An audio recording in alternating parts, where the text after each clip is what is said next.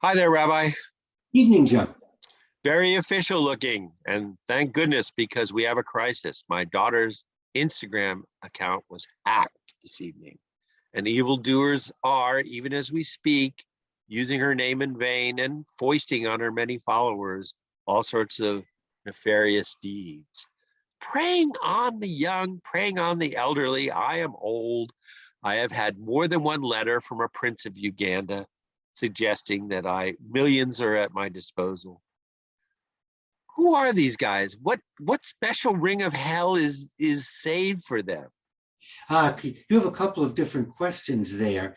The biblical prophets, and we're going back thousands of years, talked about taking advantage of the widow, the poor, the old, the veteran, the young, those who could not take care of themselves. So the problem is not new. That's what's upsetting, is since human beings have appeared on the planet, there are those that are looking at ways to take advantage of individuals that, for whatever reason, aren't up to the task or don't know what's happening to them.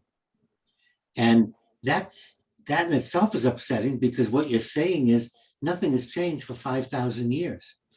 It's up to each of us to protect each other and try to stop those who would take advantage of those of us that don't know or don't realize or are impulsive. And there is a special place for them. Remember, there is no hell or heaven in Judaism, Joe. But as I understand it, there is a punishment for the especially bad. There is. God gives us a soul, God gives us a spirit, whatever you want to call the piece of God that's in us. We're created in God's image. When we die, God takes that back and becomes part of God again. Well, God has the ability, he has the right to dissolve, to laser, to take that soul or spirit out of permanent existence. It's called karet. The cutting off of the spirit or soul of an individual from ever uniting with God or ever being anywhere. Why do people take advantage of other people sometimes? Because we're human beings and our egos are such that we want to get ahead.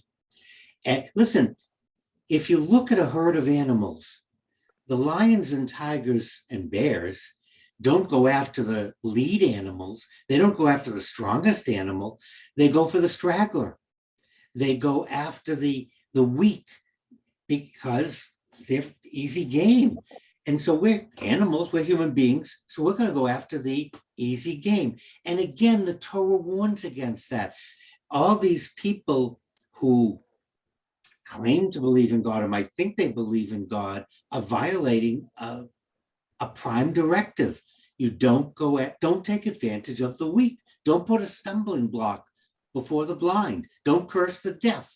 Don't take advantage of anyone because you can and because there's an opening. That's in all religions, Joe. That's not just in Judaism. There you go. And I close with the famous words of the shadow. The weed of crime bears bitter fruit.